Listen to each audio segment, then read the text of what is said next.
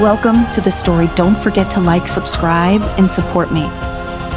The night hung thick over Gotham, as if the city had long since given up the battle against the dark. Its buildings, tall and imposing, stood like sentinels in the void. Only the flicker of scattered lights across alleyways hinted at the life that clung to these streets. The Batmobile roared through the city, cutting through the silence like a blade. Inside, Bruce Wayne, as jaw was set, his eyes fixed on the destination. He knew the mission tonight could be different. For weeks, Batman had been chasing the Shadows, a criminal organization so deeply entrenched in Gotham's underbelly that no amount of intimidation, intelligence, or brute force had seemed to budge them. They were always one step ahead. Batman had tracked them to the warehouse district, a labyrinth of steel structures and dimly lit streets, but he couldn't shake the sense of impending disaster that crawled up his spine. Every lead he drew or followed had ended in nothing but frustration, the criminals slipping through his grasp as if they could predict his every move. The Batmobile screeched to a halt in the shadows of a derelict building. Bruce exited silently, his cape sweeping the ground as he melted into the darkness. The warehouse ahead loomed like a fortress, its rusted doors concealing the nefarious activities within.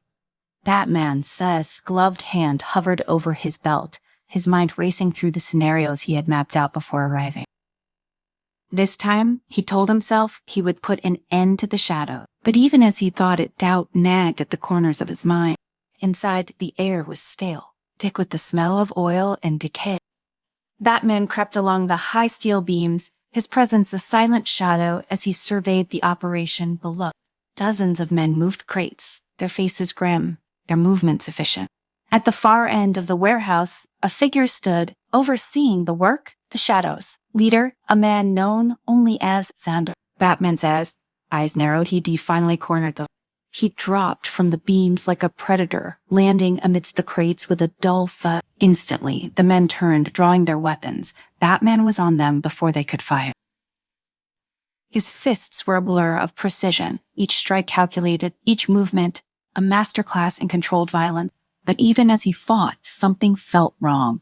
The movements of the men, the way they engaged him felt ... deliberate ... a trap. Before Batman could retreat, a blast of sound and light exploded from the ceiling.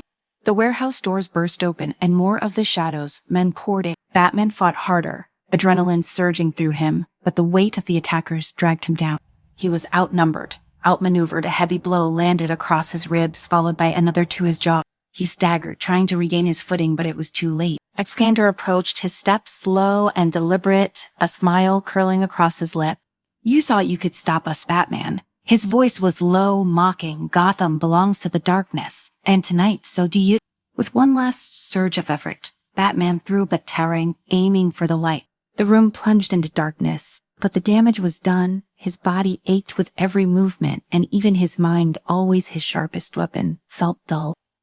He barely escaped, retreating into the shadows, his breath ragged, his heart pounding with the sting of failure. Hours later, Bruce sat in the Batcave, his mask discarded on the table in front of him. The monitors flickered with the surveillance footage from the warehouse, but Bruce could bring himself to watch. Alfred approached, his steps as measured as always, a tray of tea in his hands. He set it down gently beside Bruce. "You've been pushing yourself too hard," Alfred said softly. "Even you have limit." Bruce didn't respond immediately. His mind replayed the events of the night over and over, dissecting every mistake, every misstep. He had been careless, thinking brute force and fear would be enough to stop the Shadow. But it wasn't Trey, just his body that had taken a beating. His confidence was shattered.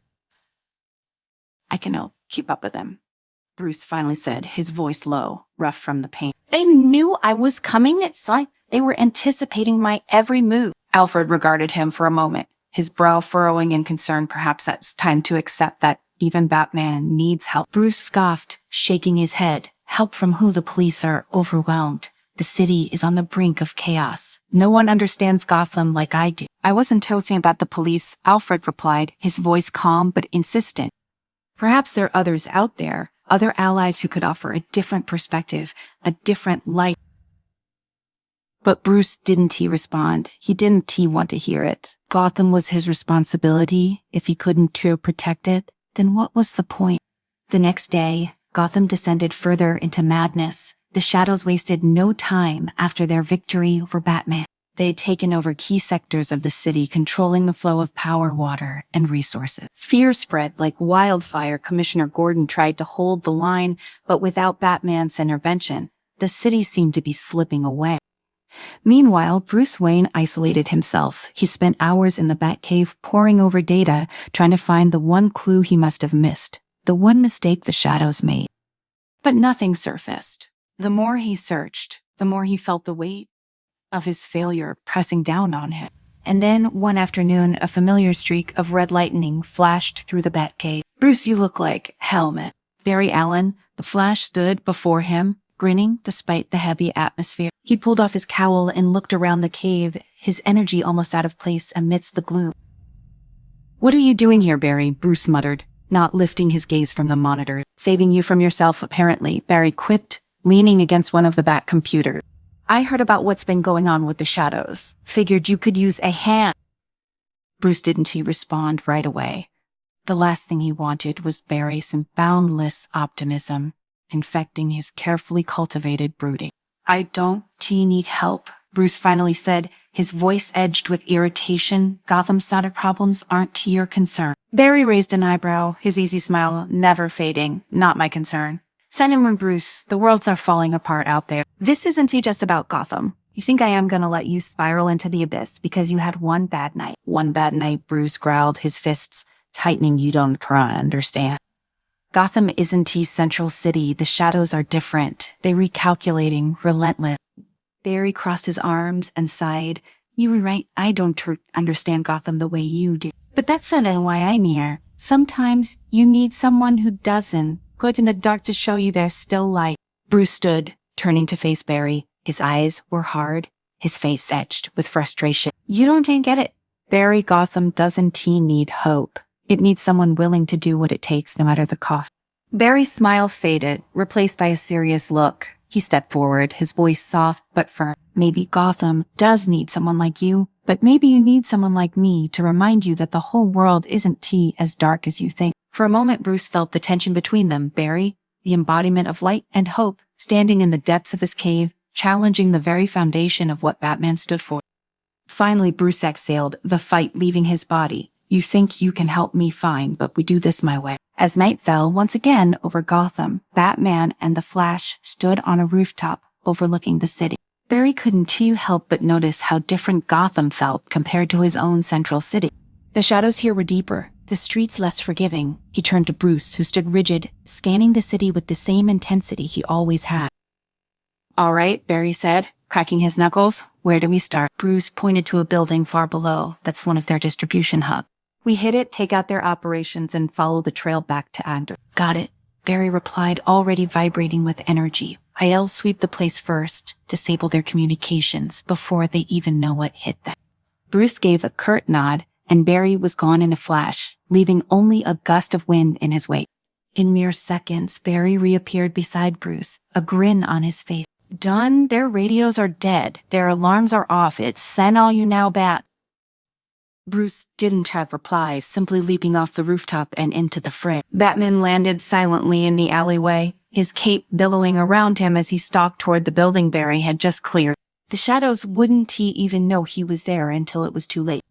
This was his world, his battlefield, and in the darkness, he was the predator. He moved swiftly through the shadows, disabling guards with precision and silence. The Flash had done his job well. The building's security system was completely compromised. With each takedown, Batman felt the familiar rhythm return. His mind sharpened, the hesitation and doubt from before, slipping away as he reminded himself who he was. Batman reached the center of the warehouse. A large room filled with crates and equipment was clearly the heart of the Shadow's operation here. His eyes darted to the ceiling. No traps this time, no reinforcements waiting in the wing. Barry had given him the edge he needed, but it was up to him to finish the job. Just as he moved to plant an explosive charge on the crates of illegal weapons, the door at the far end of the room slammed open. Batman's hand froze for a split second, his muscles tensing. Alexander, the leader of the Shadows, walked in, flanked by two of his lieutenants. His cold, calculating eyes immediately locked onto Batman. A slow smile spread across his face. Well, I was wondering when you'd show up again, as Sander said, his voice, a deep rumble that echoed off the steel wall, was starting to think Gotham, so famous Dark Knight, had finally given up. Batman didn't respond. He never did. Instead, he lunged forward, closing the distance between them in seconds. The fight erupted with the speed and brutality Gotham had come to expect from its protector. Batman's full fists connected with Alexander's men, one after the other, each strike landing with bone-crushing precision. But Sander was no fool. He watched, waiting for his moment. Suddenly, a crackling sound filled the air, and Batman felt the shock before he saw it, a high-voltage electric trap hidden in the floor beneath it. Pain shot through his body, his muscles seizing up for a brief moment. That was all the opening Alexander needed. The crime lord tackled Batman to the ground, pressing his advantage with a series of savage blows. Batman gritted his teeth, ignoring the pain. He had to end this. He couldn't fail again. Then in a blur of red and lightning, Barry appeared beside them. The Flash moved faster than anyone could react, disarming Alexander's lieutenants and sending them crashing into the walls with non-lethal but forceful speed. Barry saw's voice rang out as he sped around the room. Don't you worry, Bats. I bet got these guys. Batman used the distraction to his advantage. He twisted under Alexander's weight, flipping the crime lord off him and slamming him to the ground with a thud. The tables had turned, and now Batman had Sander pinned. Your empire ends tonight, Batman growled, his voice low and dangerous. Alexander laughed through the pain, blood trickling from the corner of his mouth. You think I am the only one, Batman?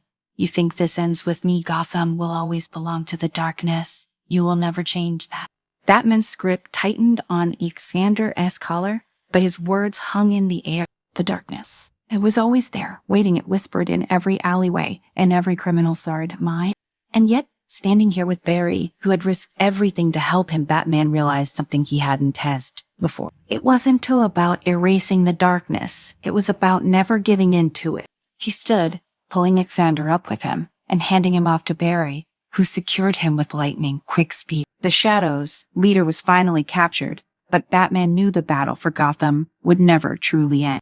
With the building secured and Alexander's operations in ruins, Batman and the Flash stood on the rooftop again, overlooking the city. The streets below were eerily quiet, the tension in the air slowly beginning to fade. Barry leaned against the edge, his usual smile returning. "I told you we'd get through this," Barry said, his tone light but sincere. Batman remained silent for a moment, his gaze fixed on the skyline. Gotham still felt heavy, but for the first time in what seemed like weeks, the weight wasn't suffocating.